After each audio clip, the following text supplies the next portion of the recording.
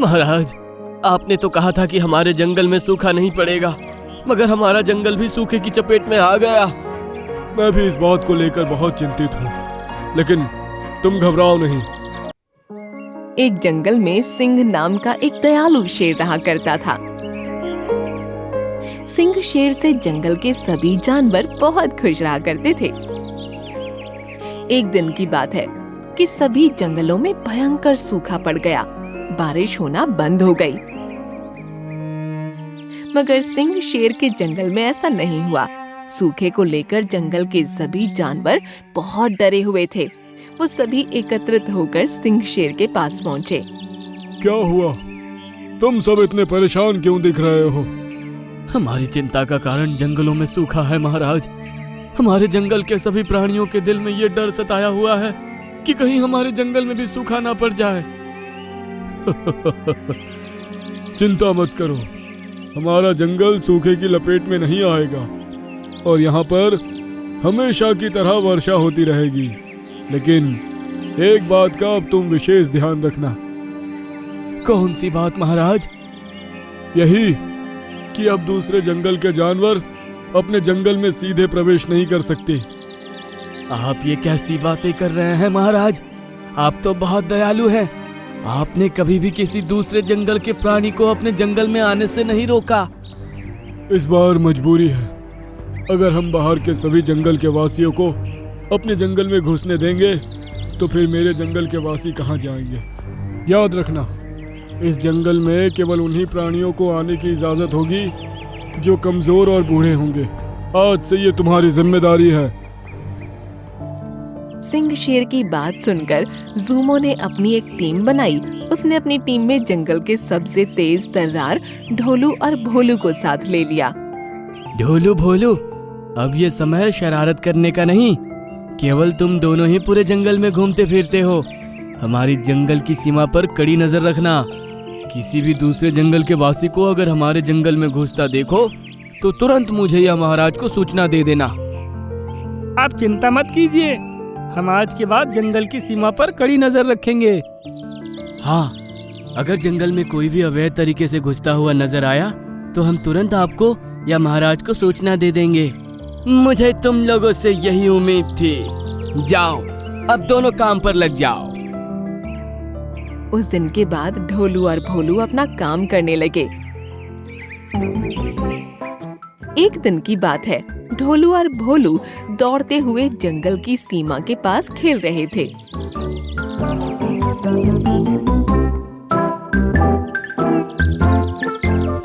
कि तभी उन दोनों की नजर एक लोमड़ी और एक सियार पर पड़ी। वो दोनों उनके जंगल के नहीं थे। ढोलू और भोलू तुरंत दौड़ते हुए उनके पास चले गए। वहीं पर रुक जाओ, तुम दोनों कौन हो? ढोलू की बात सुनकर सियार सकपकाता हुआ बोला, मेरा नाम सीपू है। और मेरा नाम लोमी है।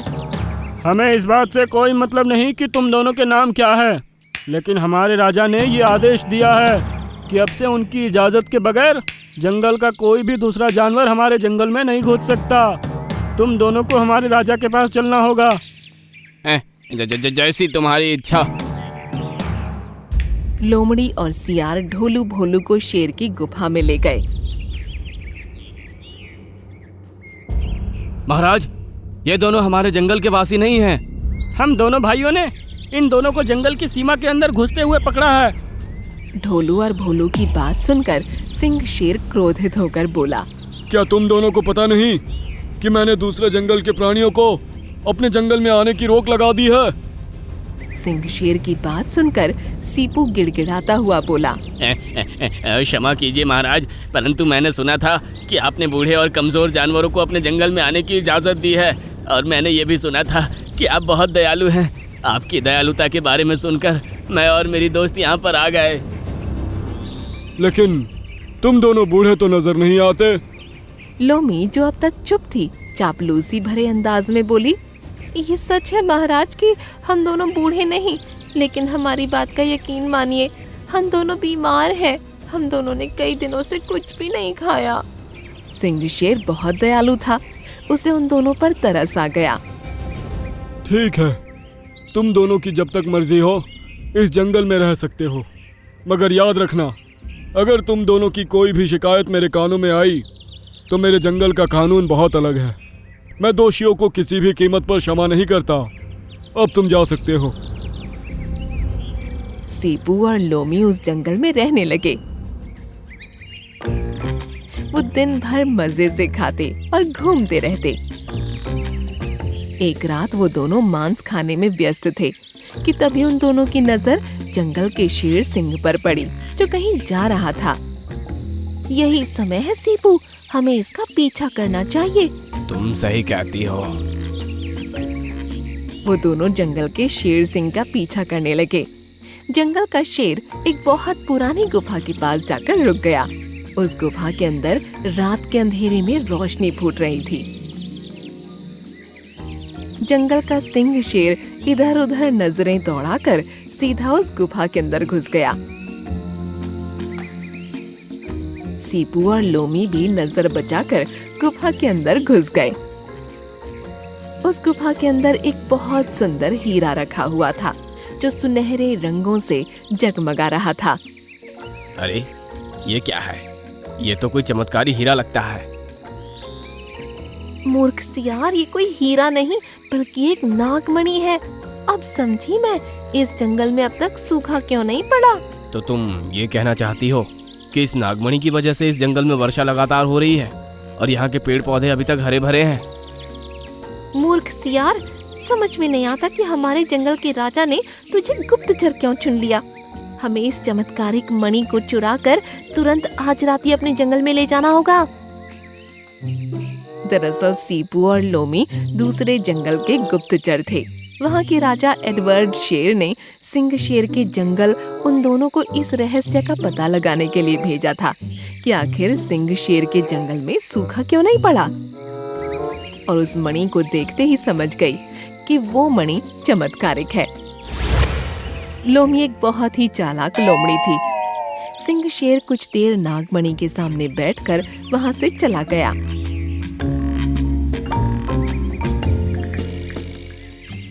लोमी और सीपू ने उस नागमणि को चुरा लिया और वहां से रफू चक्कर हो गए।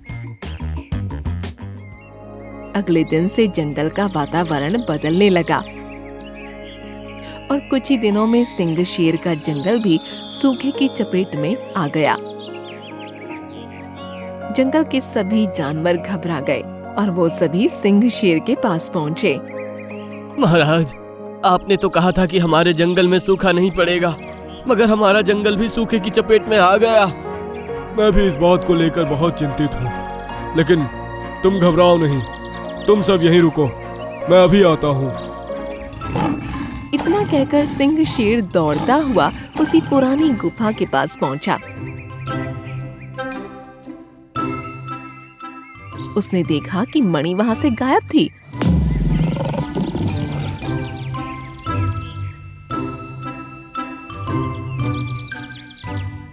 मणि को गायब देखकर सिंह शेर उदास होता हुआ अपनी गुफा में पहुंच गया। हमारे जंगल से एक बहुत ही कीमती वस्तु गायब हुई है, मतलब चोरी हुई है, जिसका रहस्य केवल मैं ही जानता था। चोरी? लेकिन हमारे जंगल में ऐसी कौन सी कीमती वस्तु थी महाराज जो चोरी हुई हो? इस रहस्य का खुलासा करें। नागमणि। वर्षों पहले की बात है, मैंने एक इच्छाधारी नाग की जान मनुष्यों से बचाई थी। उस इच्छाधारी नाग ने प्रसन्न होकर मुझे अपनी नागमणि भेंट स्वरूप प्रदान की थी।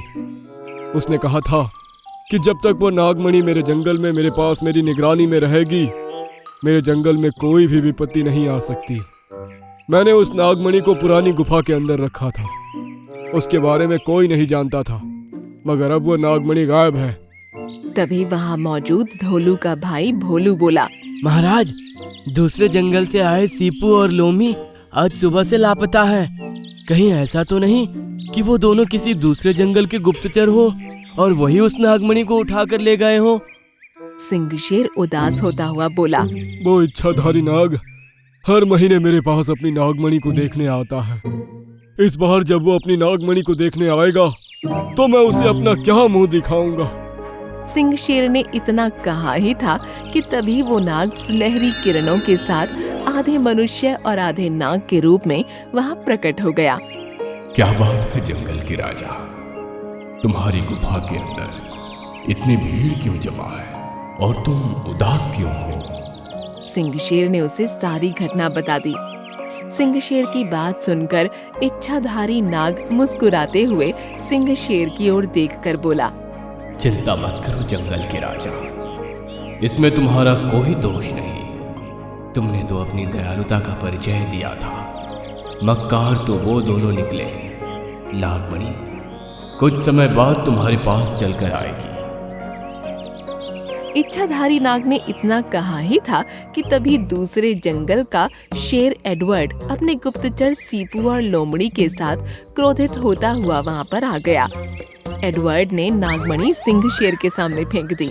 इस मनहूस मणि को अपने पास ही रखो सिंह, तुमने मेरे ही गुप्तचर के साथ मिलकर मुझे धोखा दिया है। अच्छा, तो ये तुम्हारा काम था। एक तो चोरी करवाते हो, ऊपर से यहाँ आकर सीना जोरी भी करते हो। मैंने सोचा था कि तुम्हारे इस चमत्कारिक नागमणि की वजह से तुम्हारे जंगल पर विपत्ति नहीं आई है, लेकिन जब से इस दोनों ने ये नागमणि चुरा कर मुझे दी है, तब से मेरे जंगल के वासी मरना शुरू हो गए हैं। बेवकूफ राजा, इस नागमणि की यही खासियत है कि अगर कोई भी इसे बुरी नियत से चुराएगा तो उसका सर्वनाश हो जाएगा। इतना बोलकर वो इच्छाधारी नाग सिंह शेर से बोला, इस नागमणि को तुरंत उठा लो। सिंह शेर ने उस मणि को जैसे ही उठाया, अचानक एडवर्ड शेर, सीपू और लोमी के शरीर में आग लग गई। वो तीनों जलकर राख हो गए। आज से ये नागमणि अपने पास ही रखना, ये पूरी तरह से तुम्हारी हुई। इतना बोलकर इच्छाधारी नाग वहां से गायब हो गया। उस दिन के बाद सिंह शेर का जंगल फिर से हरा भरा हो गया और सभी खुशी खुशी रहने लगे।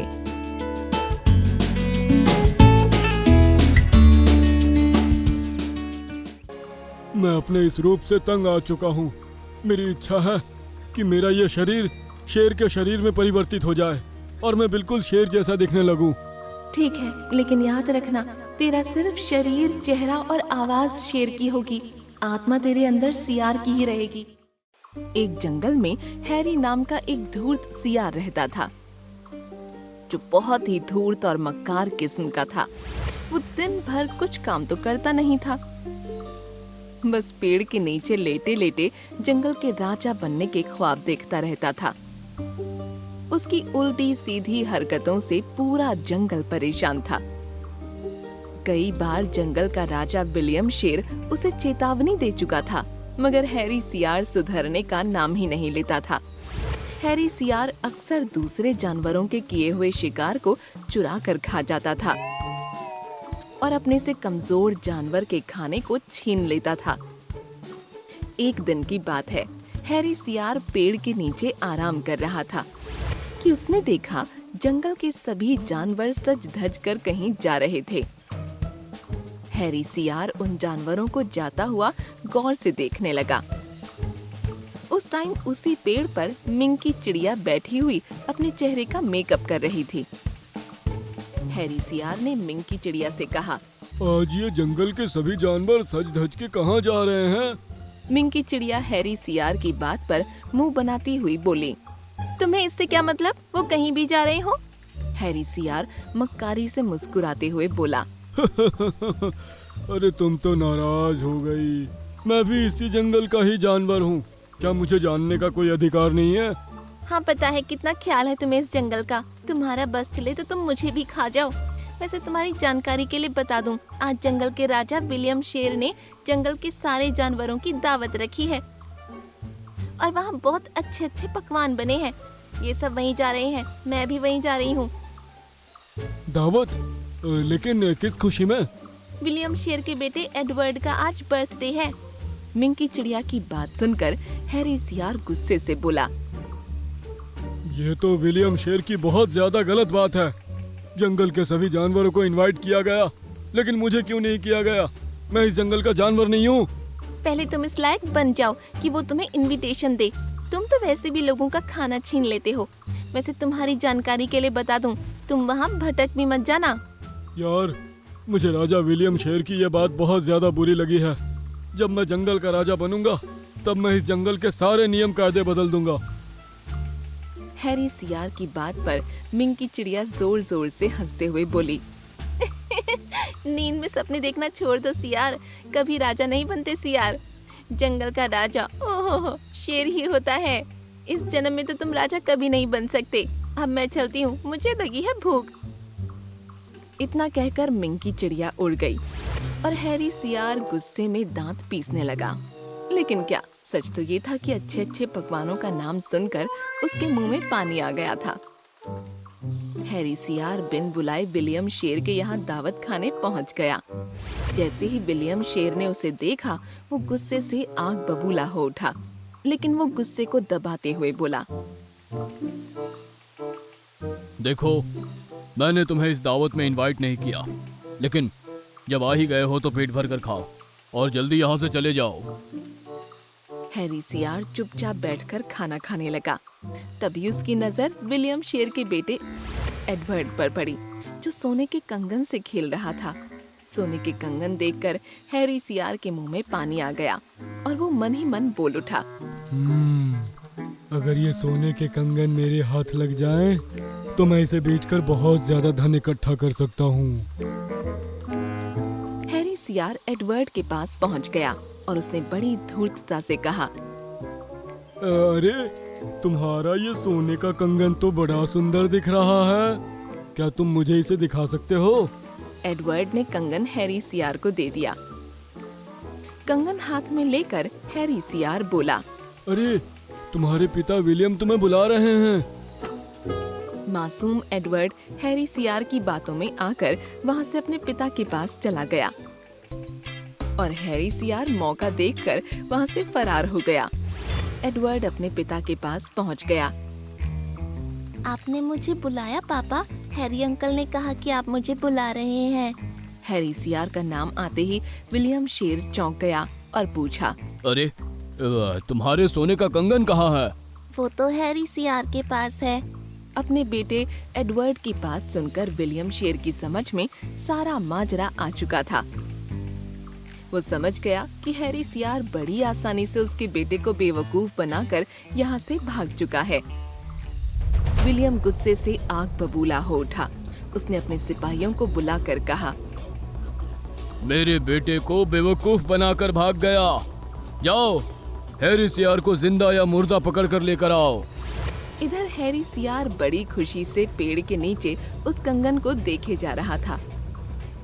तभी उसकी नजर मिंग की चिड़िया पर पड़ी, जो उड़ते हुए उसके पास आ गई और बोली, तुमने इस बार हद पार कर दी हैरी। जंगल के राजा विलियम शेर ने अपने सिपाहियों से तुम्हें जिंदा या मुर्दा लाने को कहा है। मुझे लगता है इस बार तुम पक्के मारे जाओगे।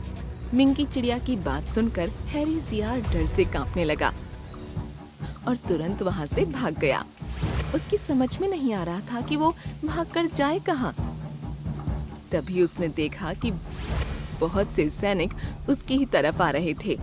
हैरी सियार इधर उधर छुपने की जगह ढूंढने लगा। उसे कोई जगह नहीं मिली। अचानक उसे एक तालाब नजर आया। वो तुरंत उस तालाब के अंदर कूद गया। विलियम शेर के सिपाही कुछ देर के बाद वहां से चले गए।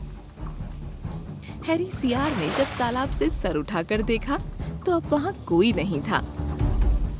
वो तालाब से बाहर निकलने ही वाला था कि अचानक तालाब से एक सुनहरे कलर की किरणें फूटने लगीं और उसमें से एक परी निकलकर सामने आ गई।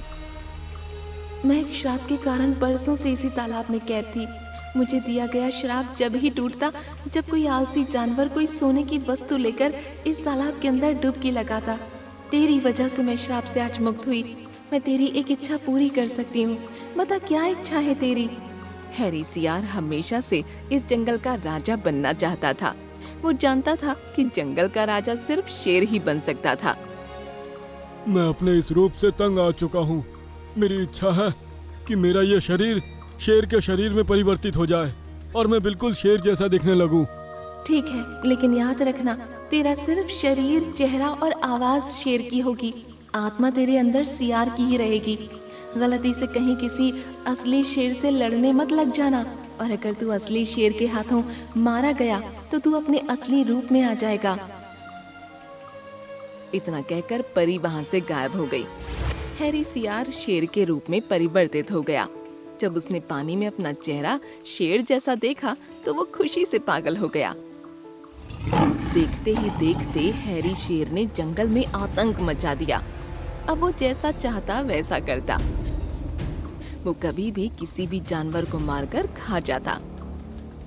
जंगल के राजा विलियम शेर को जब ये पता लगा कि इस जंगल में दूसरा शेर भी आ गया है जो इस जंगल का राजा होने का दावा कर रहा है, विलियम शेर गुस्से से पागल हो उठा और चिल्लाकर बोला, मैं उस शेर को जान से मार दूंगा जो मेरे जंगल के निर्दोष जानवरों को मार रहा है। हैरी सियार शेर बनकर बड़ी अकड़ से जंगल में टहल रहा था कि अचानक विलियम शेर उसके सामने आकर खड़ा हो गया और चिल्लाकर बोला, कौन है तू और मेरे जंगल में क्या कर रहा है? क्या तू नहीं जानता कि इस जंगल का राजा मैं हूँ?